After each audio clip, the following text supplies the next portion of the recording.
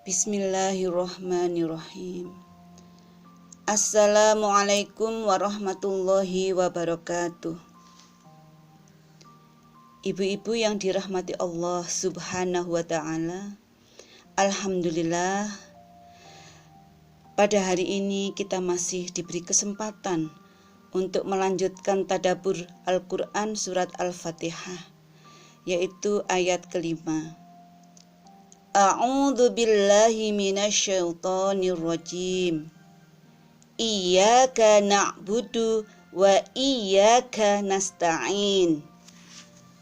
Ibu-ibu yang dirahmati Allah, jika dilihat dari susunan kalimatnya, sejak ayat ini dhamir yang semula gaib diganti dengan dhamir hadir, yaitu anta, artinya kamu, dalam iyyaka. Sehingga dengan demikian dapat dipahami seolah-olah kita berhadapan langsung dengan Allah. Penggunaan dhamir anta menunjukkan kedekatan jarak dan hubungan antara makhluk dengan Sang Khalik, Sang Pencipta. Sebagaimana tertera dalam sebuah hadis Nabi yang berbunyi, An Umar bin Khattab radhiyallahu anhu qala, fa akhbirni anil ihsan. Qala an ta'budallaha ka'annaka tarahu fa illam takun tarahu fa innahu yaraka. Yang artinya, dari Umar bin Khattab radhiyallahu an berkata malaikat, maka kabarilah aku tentang ihsan. Lalu Rasulullah bersabda, bahwa engkau menyembah Allah seakan-akan engkau melihatnya, dan jika engkau tidak melihatnya, maka sesungguhnya Ia melihatmu. Hadis riwayat Muslim. Perasaan ihsan itu menunjukkan kedekatan seorang hamba dengan Tuhannya, sehingga seolah-olah ia melihatnya, walaupun sebenarnya ia tidak melihatnya. Sebab Allah Subhanahu wa ta'ala selalu melihat dan memperhatikan hamba-hambanya. Seperti itulah seharusnya manusia beribadah kepada Allah. Apalagi di dalam sholat, harus selalu menghadirkan hati dengan merasakan seolah-olah sedang berhadapan langsung dengan Allah.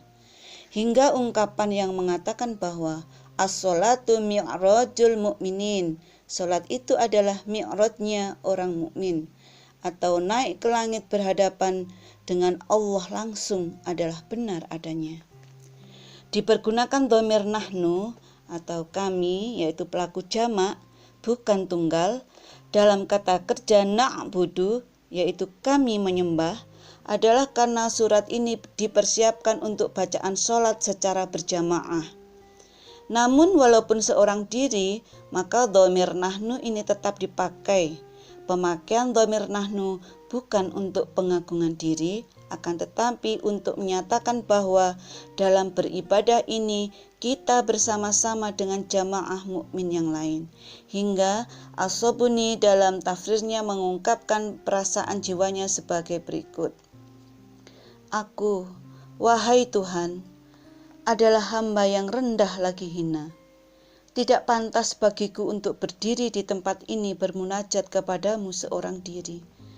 Akan tetapi aku bergabung dalam jalan orang-orang mukmin yang bersatu. Maka kabulkanlah doaku ketika aku berada dalam kumpulan mereka. Dan kami semua berjamaah menyembah kepadamu dan memohon pertolongan kepadamu. Dari sini juga tampak konsep kebersamaan yang merupakan ruh dari peribadatan di dalam Islam, terutama dalam konsep sholat berjamaah dan amal-amal jamaah lainnya yang dianjurkan oleh Allah. Sebagaimana di dalam hadis yang diriwayatkan oleh Tirmidzi.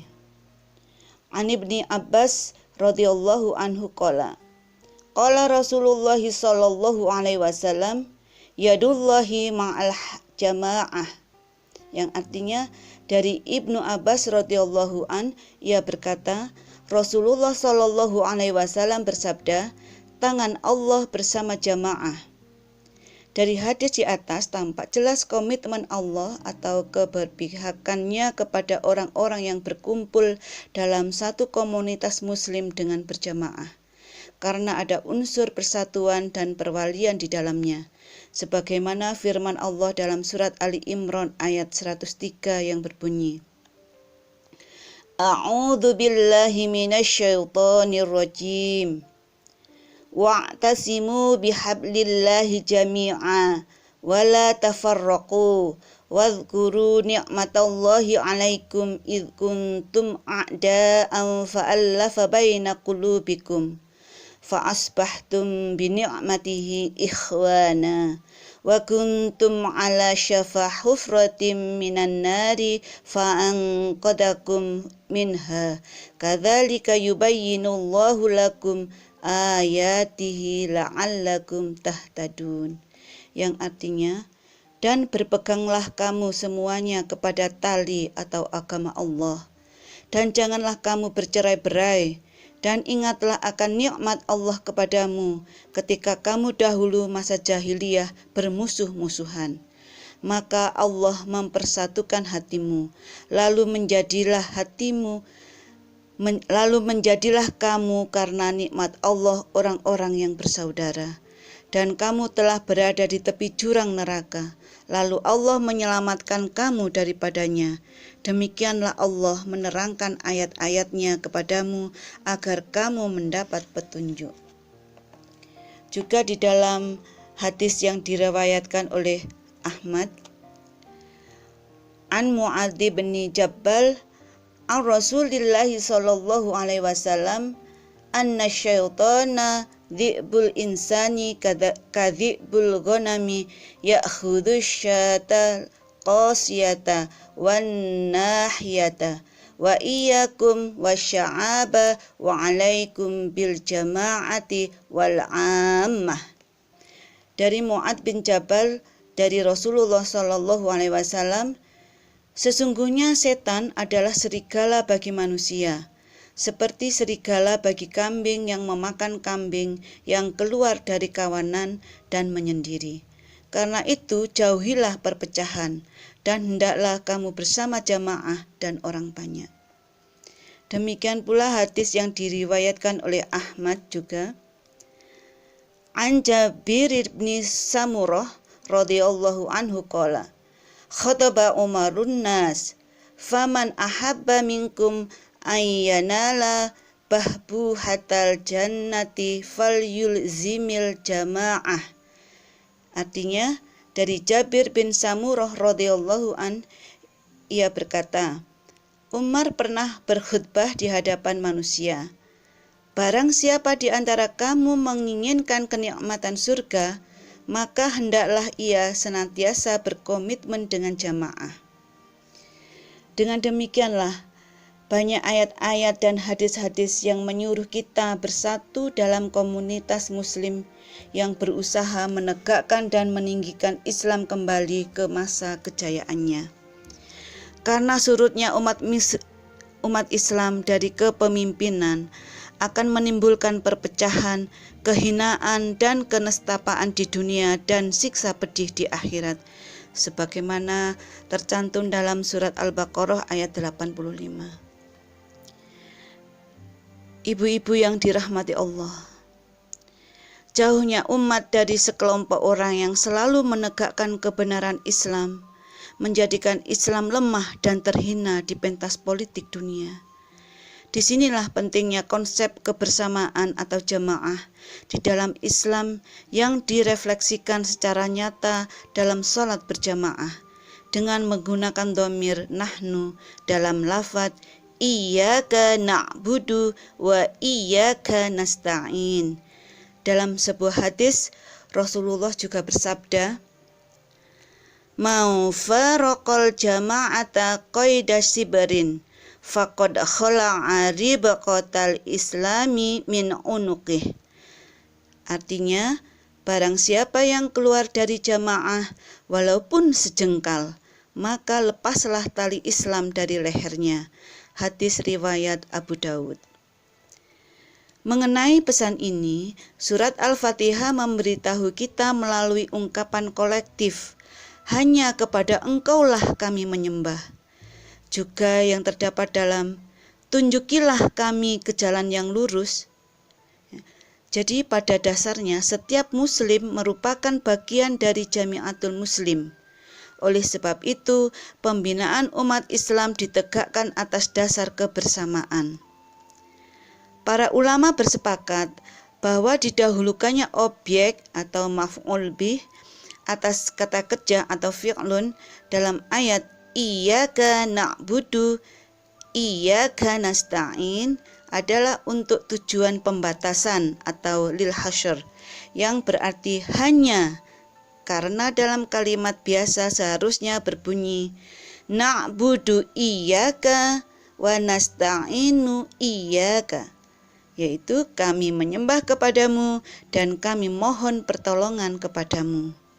Dengan demikian, kalimat ini bermakna meniadakan peribadatan kepada selain Allah, Rabb yang Maha Pengasih dan Penyayang. Dan dengan demikian, ucapan ini merupakan janji bahwa kita mengatakan la a'budu illa syiwaka, yaitu aku tidak akan menyembah selain engkau. Menurut Muhammad Ar-Razi Fakhruddin dalam tafsirnya, bentuk kalimat tersebut mengandung makna hasyr atau pembatasan yang mengandung beberapa pengertian antara lain. Yang pertama, wajaba alla tahsunul ibadatu illa lillahi ta'ala, yaitu kewajiban untuk tidak melakukan peribadahan kecuali untuk Allah Ta'ala. Karena ibadah merupakan ungkapan puncak keagungan, puncak pengagungan yang hanya dapat diberikan kepada pencipta alam semesta. Yang kedua, wajaba alla yashtaghilal abdu bi ibadati syai'in illa. Wajib bagi seorang hamba untuk tidak sibuk mengabdi kepada sesuatu yang lain, kecuali sibuk mengabdi kepada Allah yang Maha Tinggi. Hal ini berarti seorang hamba tidak boleh terlalu sibuk dengan urusan-urusan lain yang tidak berkaitan dengan peribadatan kepada Allah. Yang ketiga, la ma'buda illallah, tiada yang patut untuk disembah kecuali Allah. Karena Allah adalah zat yang maha berkuasa, maha mengetahui, maha baik, maha pemurah, maha mulia, maha pengasih, dan kepada kekuasaan Allah lah bergantung segala sesuatu yang di langit maupun di bumi. Yang keempat adalah walima kana Allahu ta'ala asyraful mawjudati wa a'laha, fakanat ubudiyatuhu aula min ubudiyatihi ghairihi, yaitu karena Allah Ta'ala wujud yang paling mulia dan paling tinggi, maka beribadah kepadanya merupakan kemuliaan yang tinggi. Yang kelima, la yastawi fil ibadati bainahu wa baina ghairihi, yaitu tidaklah sama beribadah kepada Allah dan beribadah kepada selainnya. Dari fungsi hasyr, pembatasan di atas, tampak bahwa yang dikehendaki oleh Allah yaitu dengan menukar tempat objek itu dari na'budu iyyaka wa nasta'inu iyyaka menjadi iyyaka na'budu wa iyyaka nasta'in, adalah ketauhidan yang murni dan pengabdian yang tulus semata-mata karena Allah. Ibu-ibu yang dirahmati Allah, demikianlah pembahasannya untuk kali ini. Mudah-mudahan bermanfaat. Billahi taufik wal hidayah.